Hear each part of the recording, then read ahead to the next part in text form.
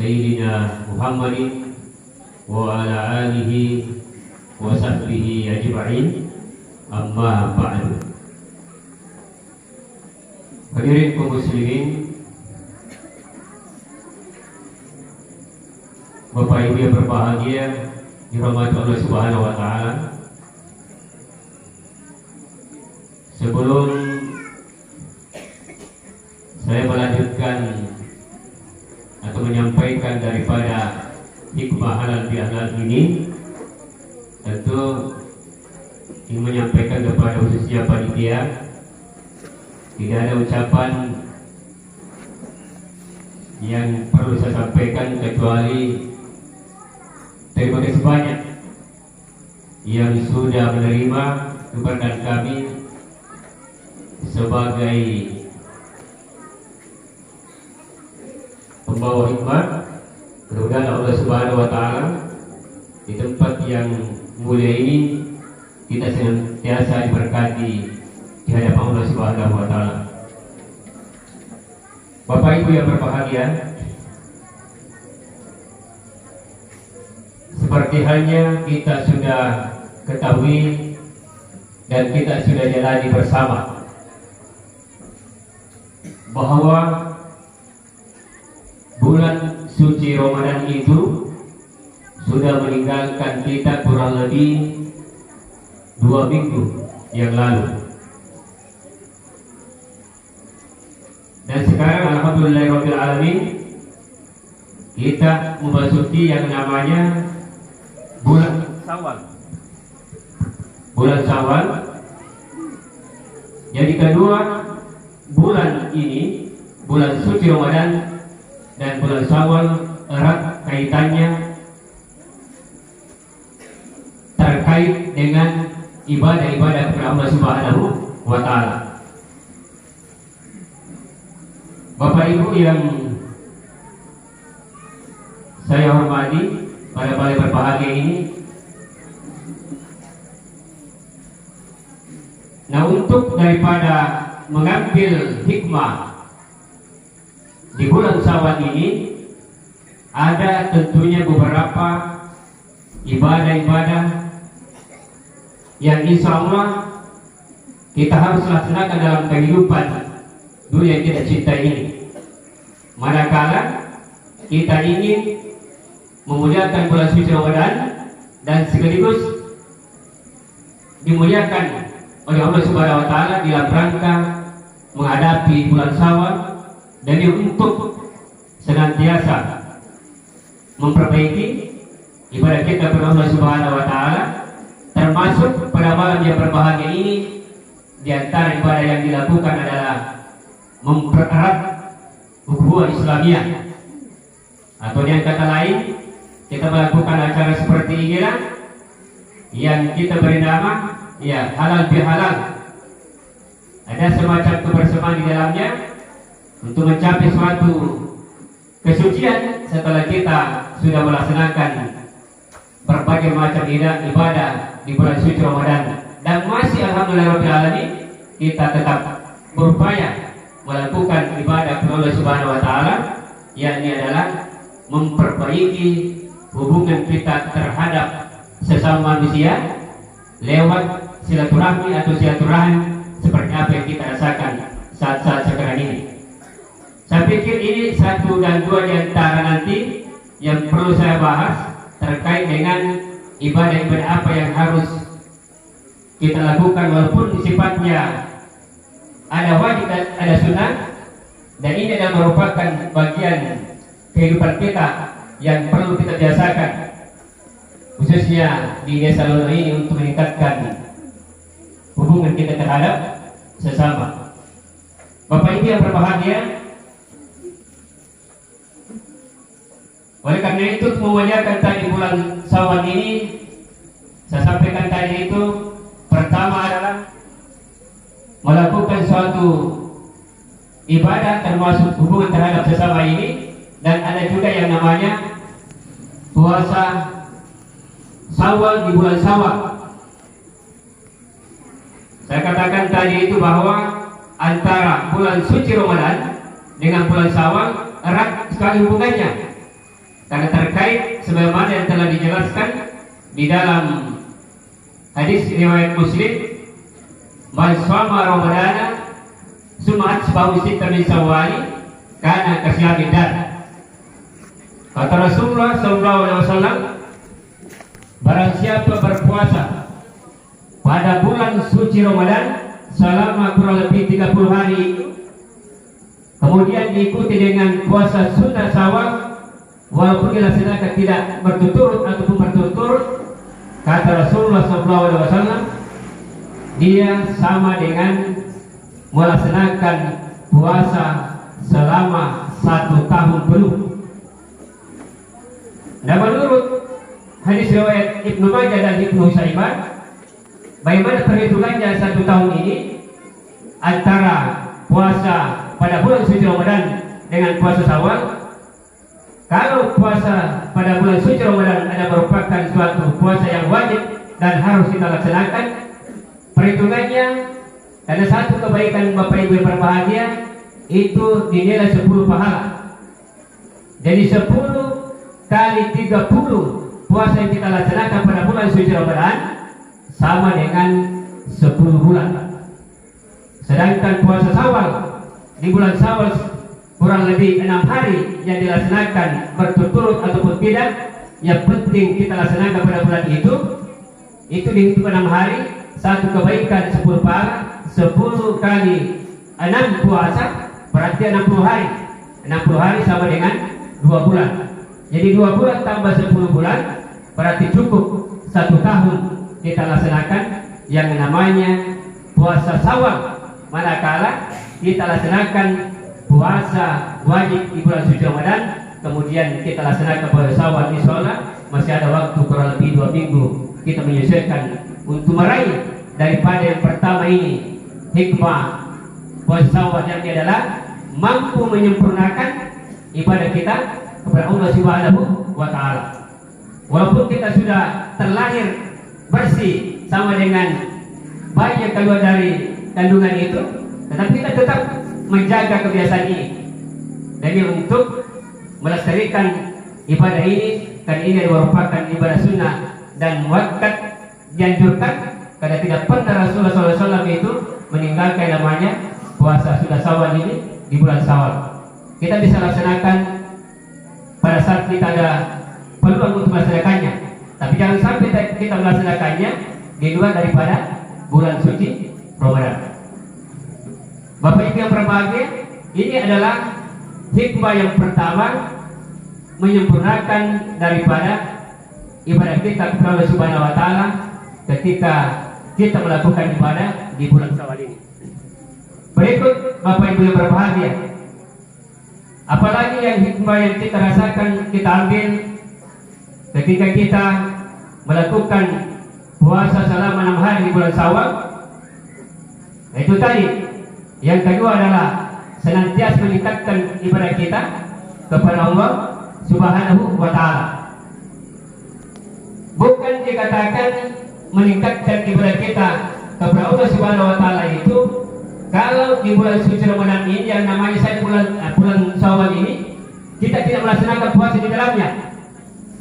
Tapi yang ini yang kita lakukan, Bapak Ibu berbahagia, ini tersendiri daripada yang kita lakukan ini terkait dengan silaturahmi dan silaturahim terhadap sesama. Tapi ada memang yang namanya di bulan Syawal itu ada khusus yang melaksanakan puasa. Manakala kita melaksanakan puasa ini di bulan Syawal, maka kita termasuk hamba Allah Subhanahu wa Ta'ala, meningkatkan ibadah kita. Sehingga di tahun-tahun berikutnya, Bapak Ibu yang berbahagia, kita laksanakan seperti ini lagi, manakala kita ini selalu meningkatkan ibadah kita kepada Allah Subhanahu wa Ta'ala.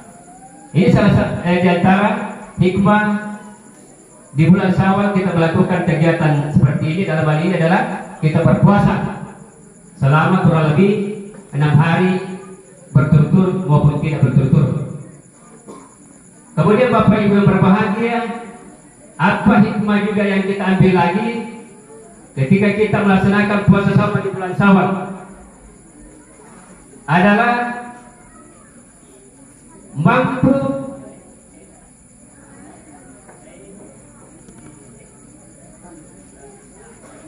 mensyukuri nikmat Allah Subhanahu wa taala. Karena sejak kita lahir Bapak Ibu yang berbahagia sampai detik sekarang ini, Allah berikan berbagai macam nikmat di dalam kehidupan kita. Jelas nikmat itu kita tidak mampu untuk menghitungnya sejak kita dilahirkan sampai detik sekarang ini. Kalau Bapak Ibu berbahagia, kalau saya sekarang ini kelahiran 1973, jadi kurang lebih 49 tahun. Banyak nikmat-nikmat Allah berikan kepada kita. Tapi kenapa kita tidak mampu melakukan ibadah kepada Allah Subhanahu wa taala misalnya? Maka kita itu termasuk hamba Allah Subhanahu wa taala yang ingkar kepada nikmat. La in syakartum la azidannakum wa la in kafartum la azabannakum. Ini yang dijelaskan dalam Al-Qur'an. Jangan sampai kita tidak mampu mensyukuri nikmat Allah Subhanahu wa taala sehingga Allah cabut nikmat itu, dan nikmat itu kita tidak mampu melaksanakan suatu ibadah, maka sia-sia nikmat Allah berikan kepada kita di dalam kehidupan dunia dan cinta ini. Bapak Ibu yang berbahagia, oleh karena itu sedikit ataupun banyak seperti apa yang kita lakukan secara bersama-sama di desa Lori yang cinta ini, sudah melakukan suatu musyawarah, melakukan halal bihalal, alhamdulillahirabbil alamin. Ini menjadi salah satu bagian kesyukuran kita. Karena kita bisa mampu mengundang berbagai macam karakter dan kemampuan di setiap keluarga ini. Tentunya yang kita undang insya Allah bukan hanya karena mungkin tokoh agama atau pemuka-pemuka agama, tetapi insya Allah mulai dari Istana Bawah sampai di atas sudah ada yang mewakili untuk melakukan kegiatan halal bihalal seperti ini. Inilah termasuk bagian daripada hikmah yang kita rasakan, mampu mensyukuri nikmat Allah Subhanahu wa taala karena kita diberikan Allah di dalam kehidupan kita yang namanya kebutuhan rezeki untuk kebutuhan dunia dan akhirat. Bapak Ibu yang berbahagia, apalagi yang harus kita rasakan ketika kita melaksanakan puasa Syawal di bulan Syawal ini. Tentu jamaah yang berbahagia, Bapak Ibu yang berbahagia, di hari kiamat nanti Allah memberikan syafaat kepada kita. Karena ketika kita berpuasa di bulan Syawal, berarti kita mengikuti sunnahnya Rasul. Sunnahnya Rasul itu adalah berpuasa pada bulan Syawal, dan ini tidak pernah ditinggalkan oleh baginda kita Nabi besar Muhammad SAW. Selalu dia melaksanakan puasa Syawal ini, ya tentunya sesuai dengan kemampuan kita. Kalau bapak-bapak insya Allah mudah-mudahan tidak ada halangan. Tapi kalau ibu-ibu atau masih ada yang umur di bawah, masih kena haid, ya masih bisa insya Allah menyelesaikan nanti kurang lebih 2 minggu. Mudah-mudahan kita masih bisa melaksanakan daripada puasa ini. Kita mendapatkan syafaat di hari kiamat nanti. Tentunya kita juga harus banyak berselawat kepada Nabi. Nah, tadi hari Jumat ini sesungguhnya ada salah satu kebiasaan itu yang merupakan sunnah Rasul yang dianjurkan dan mengingatkan kepada kita sekalian, jangan lupa bersalawat sebanyak-banyaknya di hari Jumat. Ini juga salah satu salawat yang akan memberikan keselamatan kita insya Allah di hari kiamat nanti. Mudah-mudahan kita senantiasa membiasakan di hari Jumat. Sampai-sampai ada para sahabat mengatakan, mana yang lebih afdal kita baca surah Al-Kahfi, membaca Al-Quran, daripada kita membaca salawat kepada Nabi. Allahumma sholli ala Muhammad wa ala ali Muhammad. Sesungguhnya dua ini sangat penting karena masing-masing ada dasarnya. Tapi para sahabat mengatakan yang dianjurkan itu lebih baik adalah bersalawat kepada aku, Allahumma sholli ala Muhammad. Tapi lebih baik lagi kalau dua-dua kita laksanakan. Yang penting masih ada waktu. Tapi yang paling utama itu adalah bagaimana kita bersalawat di malam hari sampai di siang hari dan sebelum matahari terbenam pada hari Jumat itu. Bapak Ibu yang saya hormati, Apalagi daripada hikmah yang kita bisa rasakan manakala kita melaksanakan puasa sunnah syawal ini, kita mendapatkan ampunan dari Allah Subhanahu wa ta'ala. Saya pikir kalau pernah kita baca Bapak Ibu berbahagia di surah Al-Imran ayat 31 itu, yang Allah menjelaskan kepada kita sekalian, yang artinya adalah, katakan ya Muhammad, jika kamu mencintaiku, ikuti aku. Insya Allah Allah mencintaimu dan mengampuni segala dosa-dosamu. Ini yang telah dijelaskan di dalam surah Al-Imran ayat 31. Dan tidak ada Bapak Ibu yang berbahagia, saya yakin seperti itu, tidak ada yang tidak mau diampuni dosanya selama hidup di dunia ini. Rasulullah sendiri, Bapak Ibu berbahagia itu, dia mengucapkan istighfar atau minta ampun kepada Allah Subhanahu wa ta'ala itu kurang lebih 70 sampai 100 kali tiap hari dia laksanakan, dia sebut istighfar. Padahal Bapak Ibu berbahagia, sesungguhnya Rasulullah tidak ada dosanya, tapi dia mengatakan kepada kita, demi Allah saya istighfar kepada Allah di hadapan Allah Subhanahu wa ta'ala kurang lebih 70 sampai 100 kali tiap hari. Jadi kalau kita ingin memperhatikan Bapak Ibu berbahagia, habis sholat subuh kita istighfar, astagfirullahaladzim, astagfirullahaladzim. Kalau kita tidak mampu menyelesaikan 70 sampai 100 kali, kita bisa bagi, bisa tiap 5 kali sehari semalam itu. Ketika kita sudah selesai melaksanakan sholat fardu, istighfar 10 kali, astagfirullahaladzim, astagfirullahaladzim. Tentu kita istighfar di sini, ya jangan terlalu cepat kita sebut itu, dan betul-betul istighfar kita itu adalah taubatan nasuha. Karena taubatan nasuha ini tidak terulang lagi yang namanya dosa. Inna Allah la yaghfiru ayyushraka bihi wa yaghfiru ma duna dzalik.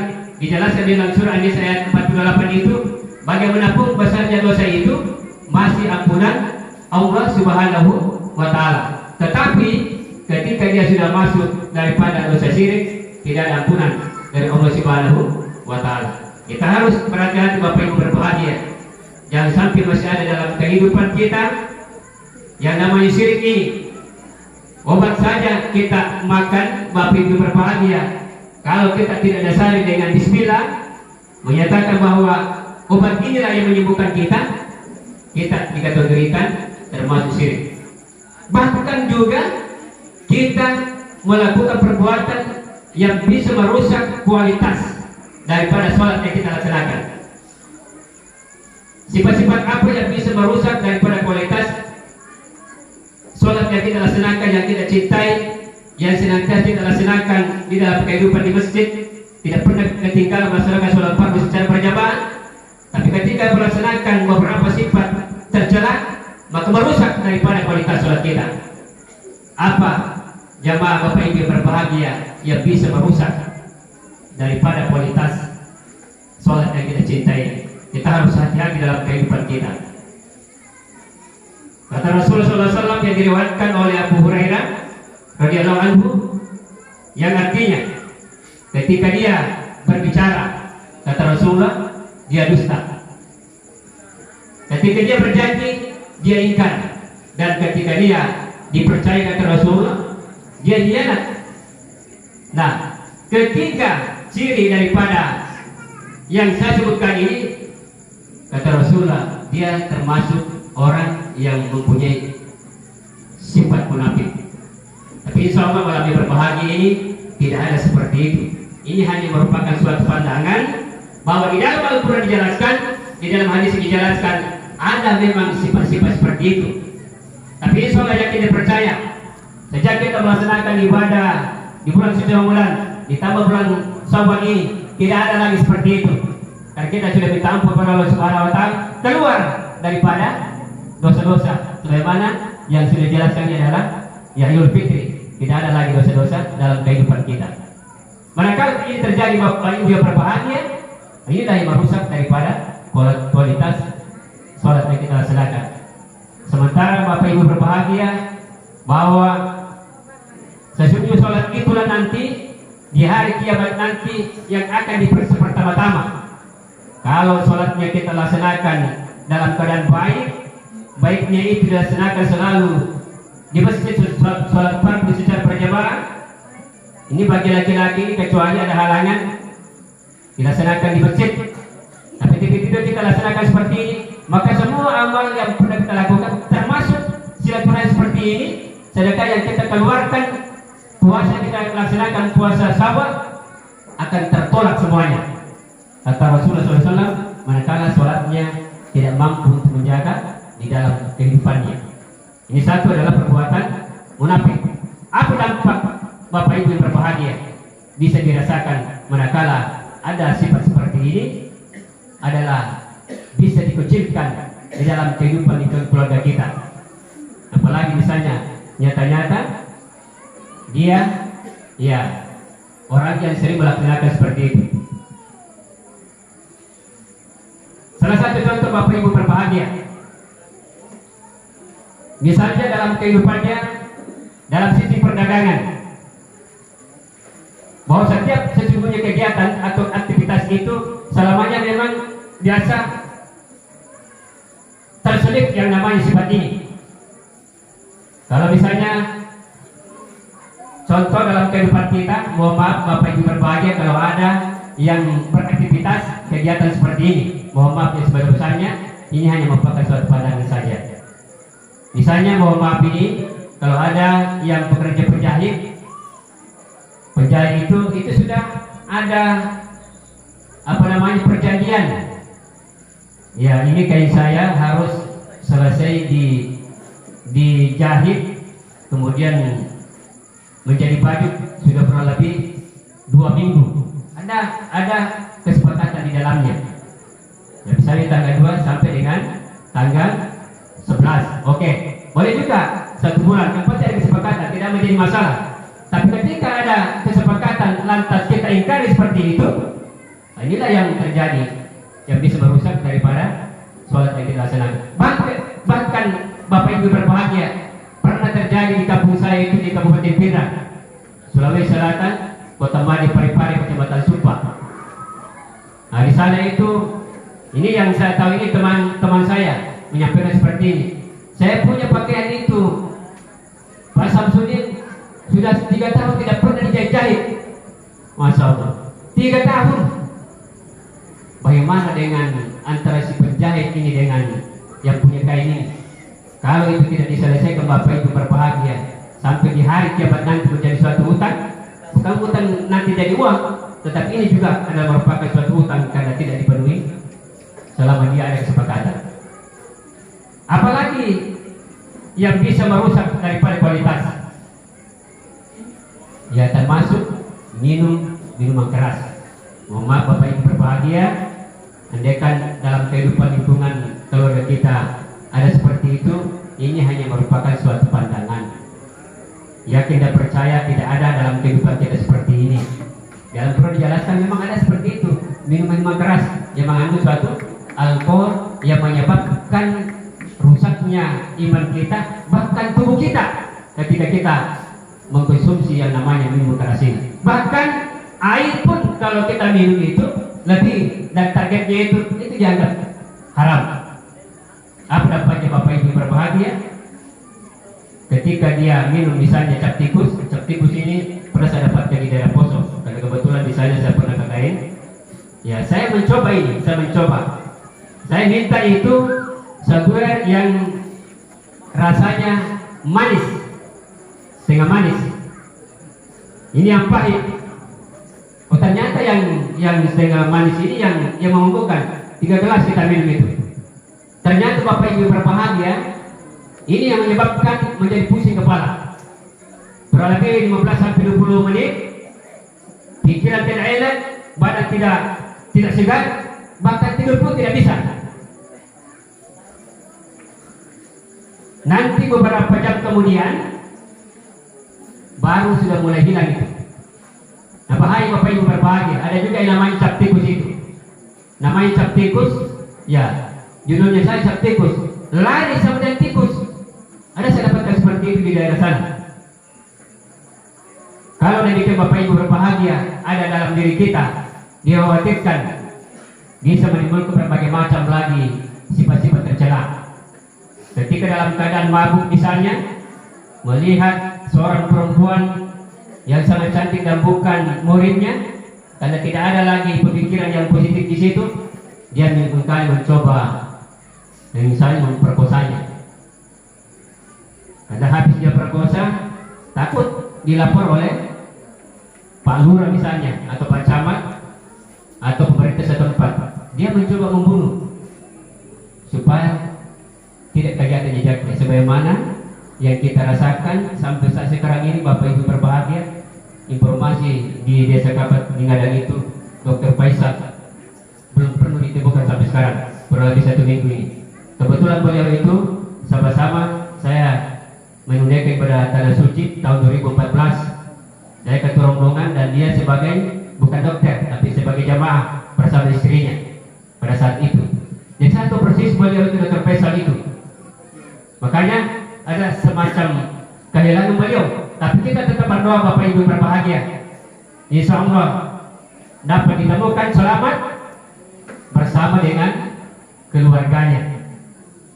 Jangan dulu mengatakan ya biasanya kalau ada kejadian ini, tapi kita berdoa dulu mudah-mudahan karena belum ada informasi. Ya mudah-mudahan selamat petugas melaksanakan tugasnya. Dan termasuk Bapak Ibu berbahagia, saya sempat melakukan pencarian kurang lebih 2 jam di desa sana. Tidak ada tanda-tanda. Yang penting kita sudah berusaha, berdoa, kita lakukan apa yang kita bisa lakukan dan untuk kebersamaan kita semua. Mudah-mudahan Allah Subhanahu wa taala memberikan keselamatan keluarga, kesabaran yang ditinggalkan, dan insya Allah akan kembali dengan selamat. Bapak Ibu yang berbahagia, barangkali karena sebagaimana disampaikan tadi Ketua PHBI sudah larut malam, banyak yang perlu saya sampaikan, tetapi inilah barangkali inti.